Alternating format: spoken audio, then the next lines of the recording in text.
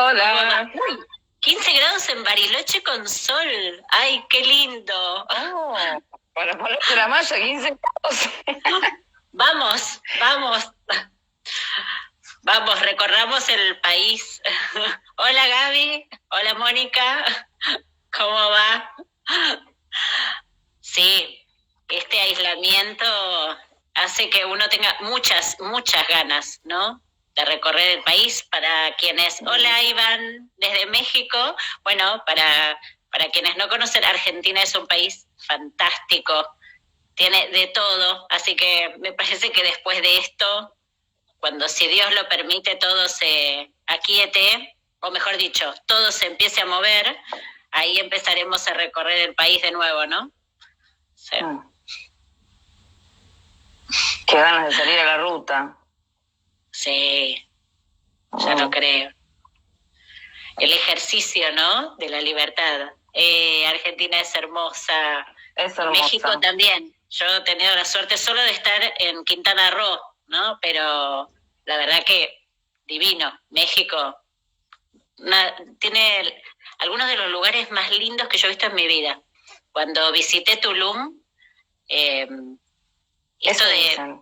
Estábamos recorriendo y de repente estábamos con las ruinas mayas y de repente vimos el mar y decíamos, qué increíble, ¿no? Cómo vivían en aquella época, y tuvimos la suerte de que justo lo estábamos recorriendo antes de que se cercara todo por una cuestión de cuidado de las ruinas, es decir, que tuvimos la suerte de poder recorrerlo por dentro, ¿no?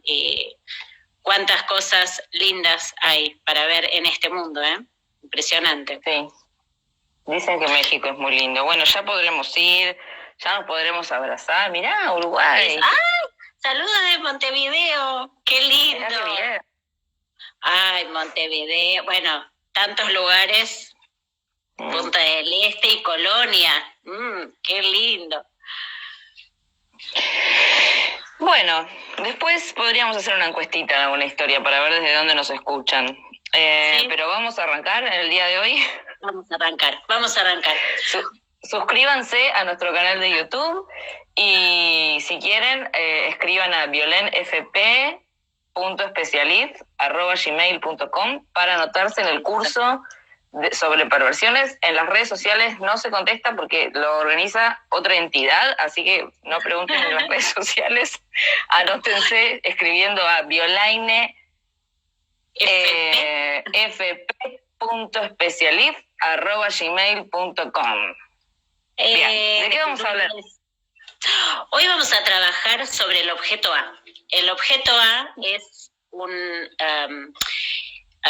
es algo que inventa Lacan, pero en base a cuestiones que ya venían trabajadas por Freud. Lo que pasa es que Lacan reúne distintas cuestiones que estaban en germen en Freud. Así que tiene un valor, académico, por algo que vamos a trabajar, por supuesto, hoy, pero también tiene un valor político, porque cuando Lacan es echado de la Internacional de Psicoanálisis, justamente él había viajado a Estocolmo a describir de qué se trataba este invento mezcla de gramática y matemática, ¿sí? Que es el objeto A. Y tratando de explicar esto ante el jurado de la IPA, se niegan a traducirle, ¿no? En algún momento él se traba con el inglés, que no era su fuerte, y se niegan a traducirle, y eso termina siendo, por supuesto que venían ambas partes en conflicto, con mucho enojo, y desgraciadamente no pudieron charlar, ¿no? Acerca de lo que es este concepto. Y eso desencadena la partida de Lacan, la salida abrupta y bueno, de lo que después será la historia de Lacan y su transmisión psicoanalítica por fuera de la Internacional de Psicoanálisis.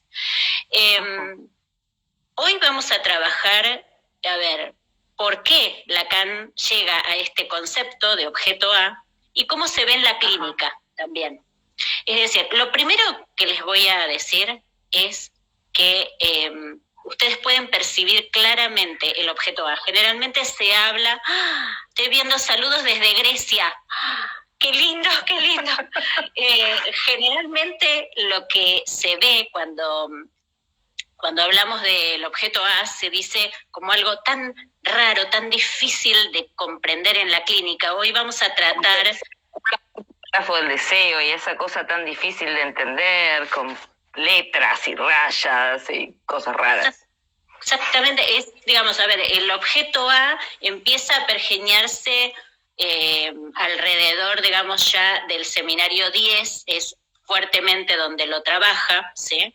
Pero viene construyéndose a lo largo de la teoría, tomando en el seminario 8 el concepto del agalma como lo que causa el deseo, y un poco antes también en relación a lo que Freud decía, ¿no? Que el objeto nunca puede ser captado en forma total, sino a través de un rasgo.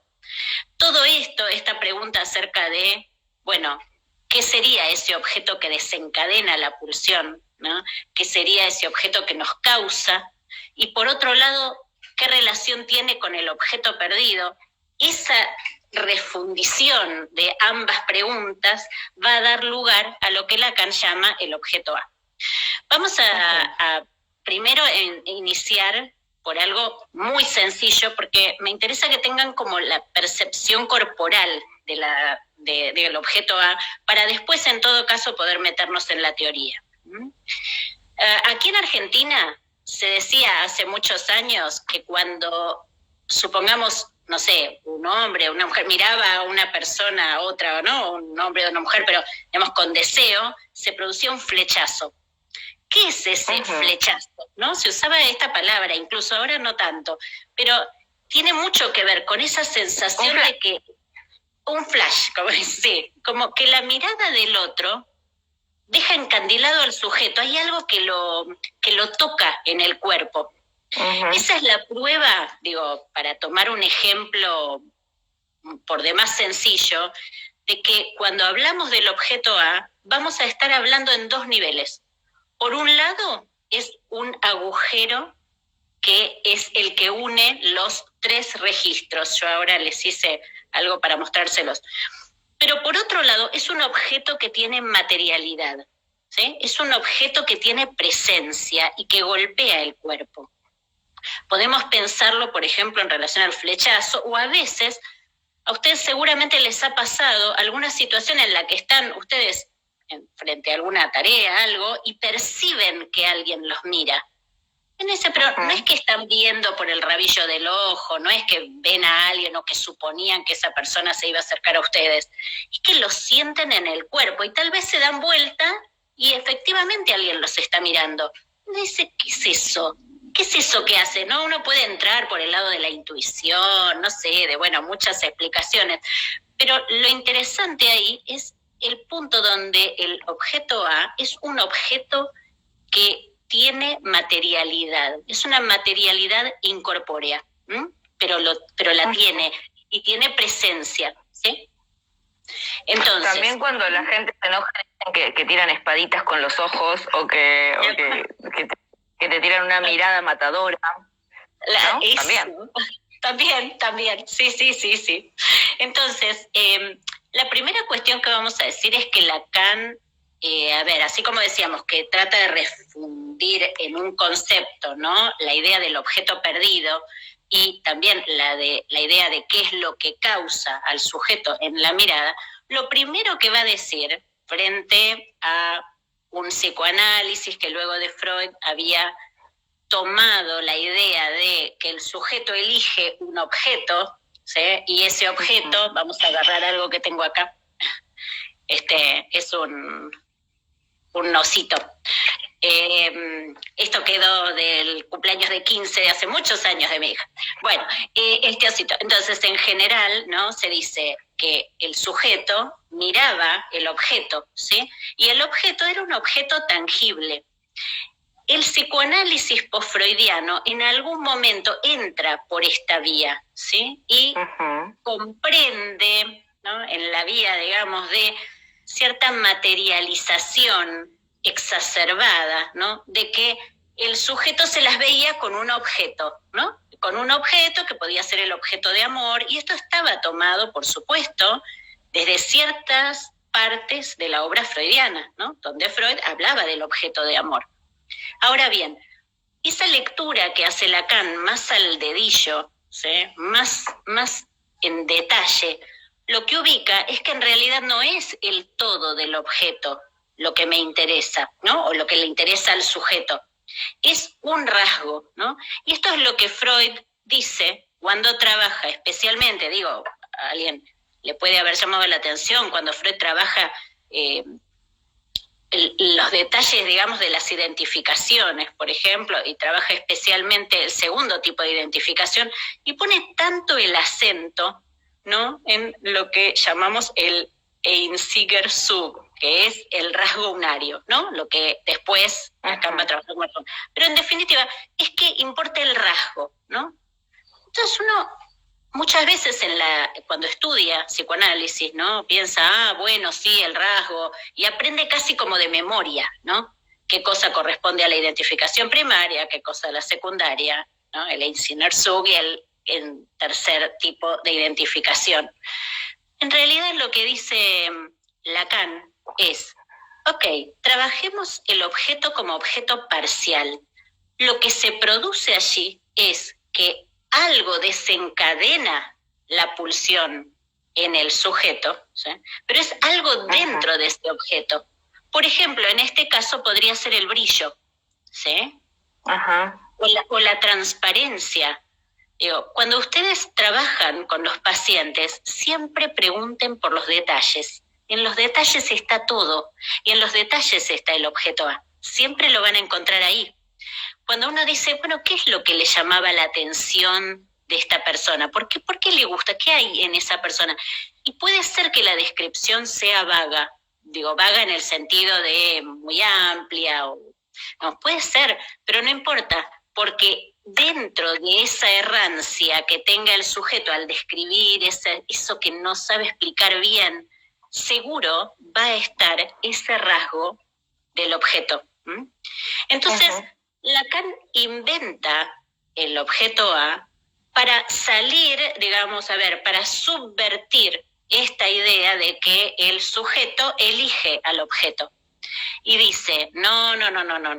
Del mismo modo que con el algoritmo susuriano que lo invierte y dice, no es que el significado se habla a través de un significante, y dice, no, es el significante el que determina el sujeto. Bueno, con esto va a ser lo mismo. Y va a decir, es el objeto A, algo dentro de ese objeto, que es la madre, que construye al sujeto.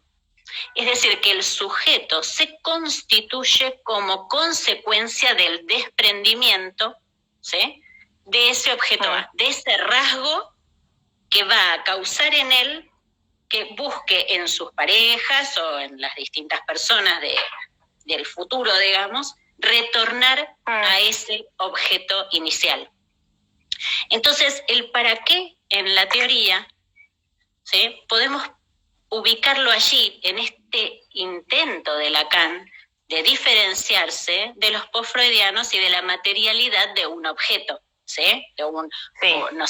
Un hombre busca una mujer, y con ser mujer ya está, ¿no? Eso no explica la clínica.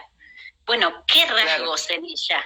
Y no solamente que sea, no sé, morocha o rubia como mi mamá, no. Es algo no mucho... explica que brillo en la nariz del que habla Freud. ¿Qué cosa? El brillo en la nariz del que habla Freud no lo explica. Exactamente.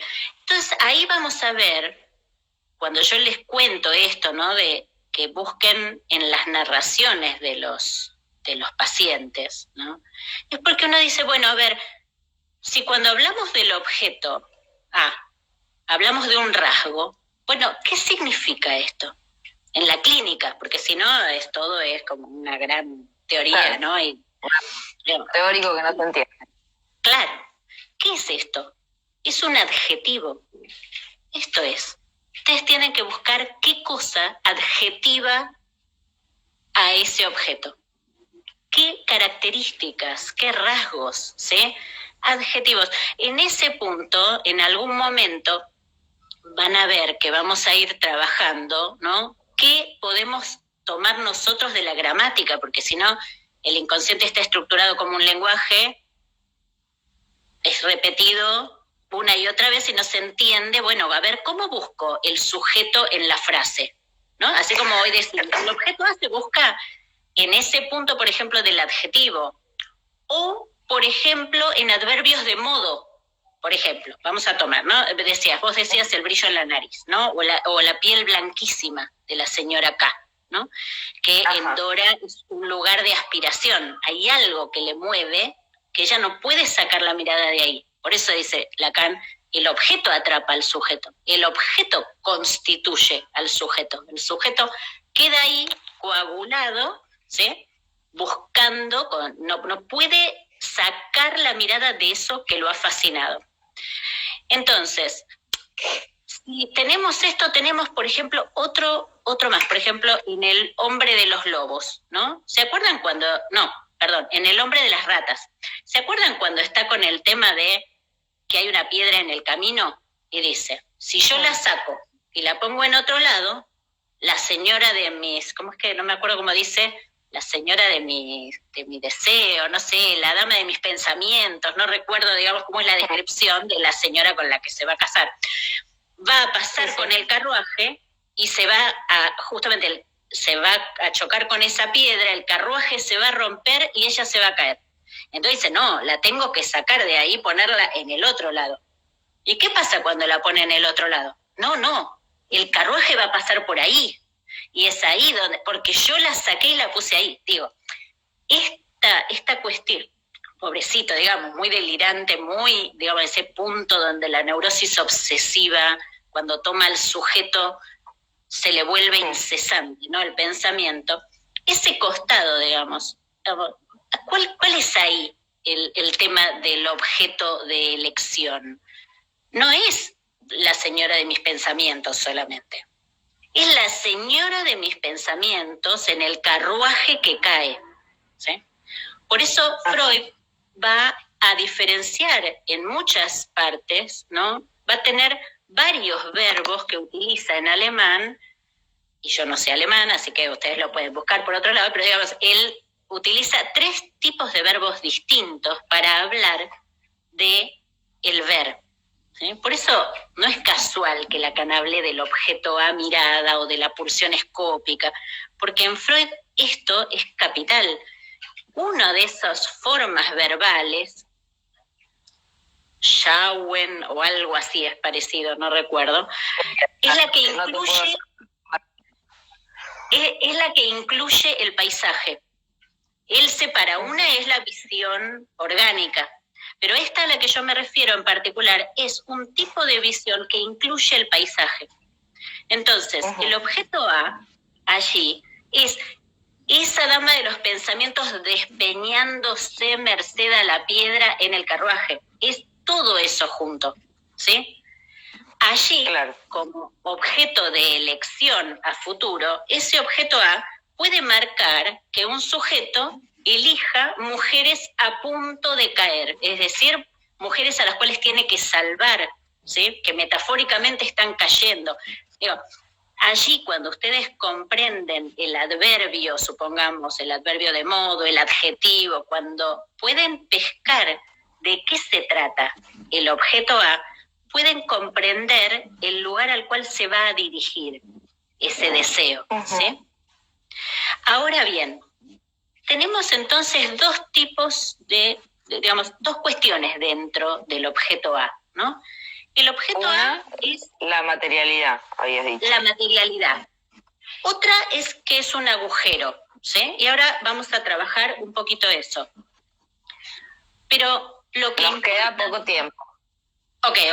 Lo que importa fuertemente es que ustedes comprendan el movimiento que implica y la presencia cotidiana que tienen las narraciones, la idea del objeto A, como aquello que desencadena la pulsión, ¿sí? Y que se convierte tanto en objeto A causa, y en este sentido tiene presencia, como en objeto A, resto, es decir, que el sujeto, por ingresar, ¿no?, en lo simbólico, en el dominio del discurso, ¿qué hace? Pierde algo, ¿sí?, que Lacan va a llamar de muchas maneras, y no, digamos, sobre todo si ustedes quieren acercarse al seminario 10 van a poder trabajar allí las caducas, ¿no?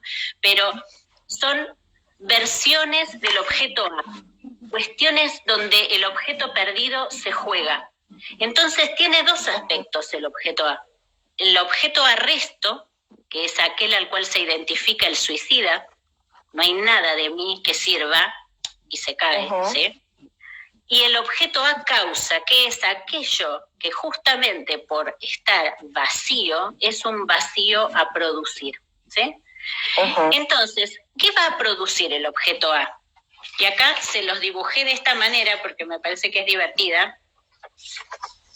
¿Ven? Que les hice como imaginario, simbólico y real. ¿Lo ven al revés? Sí. Bueno, esto, a ver, ¿qué es lo que importa de esto? Que esto está unido y es posible de moverse porque hay un agujero que los une, ¿sí? Esto es una tontera que yo uso para mostrarles cómo... Se te cayó lo real. Se me cayó lo real, chicos, se me cayó lo real. Donde lo que importa es ese punto donde los tres registros se articulan mediante un agujero que permite la circulación del deseo. Entonces, vamos a tomar un ejemplo rapidísimo, 2 minutos, y es un varón que en una época de 7, 8 años, de vacaciones en un lugar de veraneo con sus padres, de repente lo que sucede es que vuelve antes de que se lo esperara a su casa, ingresa a la casa y ve un poco a hurtadillas a un movimiento extraño en el cuarto y es su madre con otra persona. Esta escena, ¿sí?, cuando la cuentan, ustedes, a ver, mi intención es que es una narración, vamos a trabajar recuerdos encubridores, vamos a ver si lo trabajamos la semana que viene, cómo pedir esa narración, ¿sí?, y cómo trabajarla en relación a dónde está el sujeto. Pero ahí hay una mirada, ¿sí?, de una situación que impacta y el ojo, vamos a decir así, no puede quitar la mirada de ahí, ¿sí? Hay algo donde quiere esconderse y a la vez quiere ver, ¿sí? Esto en lo real va a provocar distintas articulaciones en el nudo Borromeo. En términos de lo simbólico, va a ser la relación a su madre, ¿no?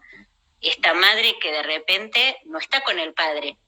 Y cómo esa madre a partir de ese momento pasa a ser leída en términos temibles, ¿sí? Como que no se le puede creer, bueno, una serie de rasgos. Y en términos simbólicos, así como decíamos, ¿no?, esa madre así, en términos imaginarios, ¿qué es lo que sucede? Que ese sujeto en su adultez va a estar atrapado en situaciones de tres. Digamos, él, una pareja y otra persona por fuera, y un punto en el cual va y viene recorriendo que no se enteren, que qué se ve, qué no se ve. Ahí ven el objeto A, mirada en particular, cómo se pone a jugar y tiene, digamos, escenifica la relación entre estos tres, a ver si logro, entre estos tres, de manera tal que está aquí, ¿sí?, aquí articulando los tres esta escena, ¿sí? Esta escena vendría acá en el agujero, que por supuesto en este momento no se ve, pero que está aquí, ¿sí?, y que permite el movimiento de los tres registros. Y su escenificación, sus consecuencias en términos simbólicos, sus consecuencias en términos imaginarios, y la presencia en lo real. Bueno, si les parece, vamos a ver si la semana que viene podemos ir trabajando en relación a esto de cómo leer, ¿sí? Pero me importa sobre todo, pidan descripciones, presten mucha atención a los adjetivos, a los adverbios de modo, a cómo, qué está pasando con ese objeto, ¿sí? Ese objeto mirado, ¿sí? Por supuesto. Traten de encontrarle allí, porque esos son los fragmentos donde está atrapado el objeto A, ¿sí? Y el sujeto atrapado allí. Recuerden que es el objeto A el que produce al sujeto, ¿sí? Es el objeto A el que produce al sujeto. Dejamos acá por hoy. Nos vemos el viernes que viene. Nos vemos el viernes. Gracias a todos por estar, por quedarse, y nos estamos encontrando dentro de una semanita. Listo, nos vemos. Suscríbanse al canal.